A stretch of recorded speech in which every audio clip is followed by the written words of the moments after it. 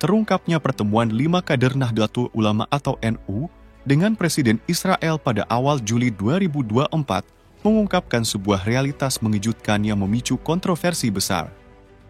Pertemuan ini tidak hanya mengejutkan banyak pihak, di mana keterlibatan kader NU dalam pertemuan ini dapat mempengaruhi persepsi publik terhadap organisasi tersebut, karena NU merupakan salah satu organisasi Islam terbesar di Indonesia.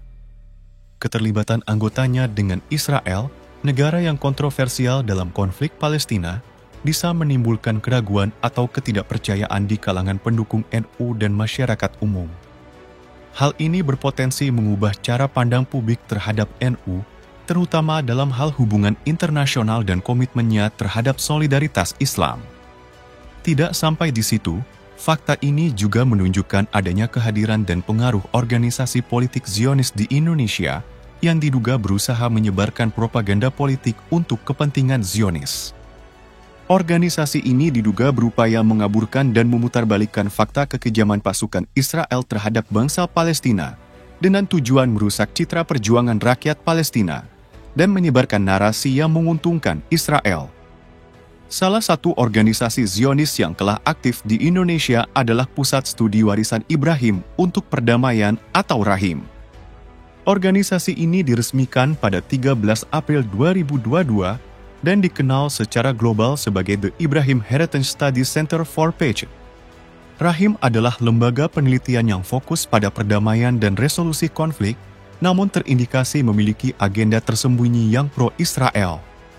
Mukti Ali Kusyairi, yang menjabat sebagai Ketua Umum Yayasan RAHIM, juga merupakan seorang intelektual muda NU dan Ketua Lagnah Bahtsul Masail PW NU DKI Jakarta. Indikasi keterlibatan RAHIM dalam agenda pro-Israel semakin kuat setelah Zainul Ma'arif, manajer penelitian domestik di RAHIM, ikut serta dalam rombongan 5 kader NU yang bertemu dengan Presiden Israel. Keberadaan anggota RAHIM yang berasal dari Israel menambah kecurigaan terhadap organisasi ini.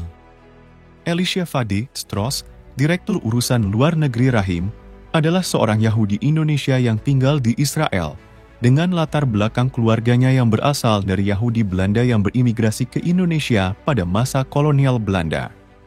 Selain itu, Avigail Ziva Solomon, manajer penelitian luar negeri RAHIM, juga memiliki latar belakang keturunan Yahudi Belanda di Indonesia. Kehadiran individu-individu ini dalam struktur organisasi RAHIM menimbulkan kekhawatiran bahwa RAHIM bisa jadi merupakan alat penyusupan dan propaganda Zionis di Indonesia. Selain organisasi RAHIM, terdapat pula organisasi American Jewish Committee atau AJC, sebuah kelompok advokasi Yahudi yang didirikan pada 11 November 1906. AJC berkomitmen untuk membela kepentingan Zionis secara global dan telah membangun jaringan luas di berbagai tempat, termasuk Amerika Latin, Amerika Serikat, Israel, Timur Tengah, dan Asia Pasifik. Di Indonesia, AJC mendekati tokoh-tokoh penting dan memanfaatkan kegiatan dialog antar agama untuk mempengaruhi opini publik dan mengaburkan fakta kebiadaban Zionis Israel.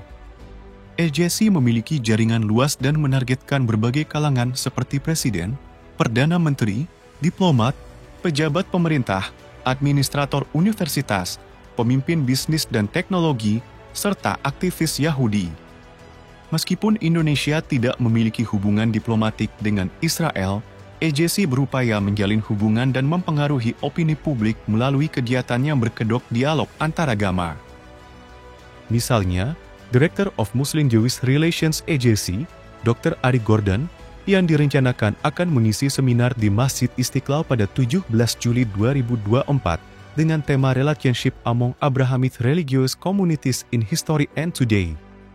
Namun acara ini akhirnya dibatalkan karena banyaknya protes dari berbagai kalangan. Meskipun acara tersebut tidak jadi berlangsung, rencana ini menunjukkan upaya AJC untuk mempengaruhi tokoh-tokoh agama di Indonesia dan menyebarkan narasi yang menguntungkan Israel.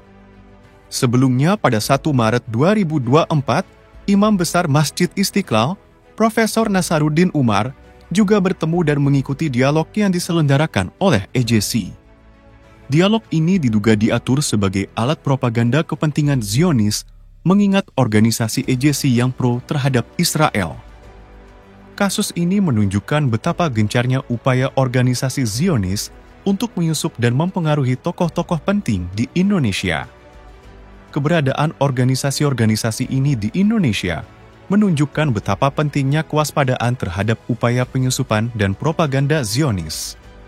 Dengan menyebarkan narasi yang menguntungkan Israel dan mengaburkan kekejaman yang dilakukan terhadap Palestina, mereka berusaha memengaruhi kebijakan dan opini publik di Indonesia. Oleh karena itu, sangat penting bagi masyarakat Indonesia untuk tetap kritis dan waspada terhadap upaya-upaya ini, serta terus mendukung perjuangan rakyat Palestina untuk meraih kemerdekaan dan keadilan.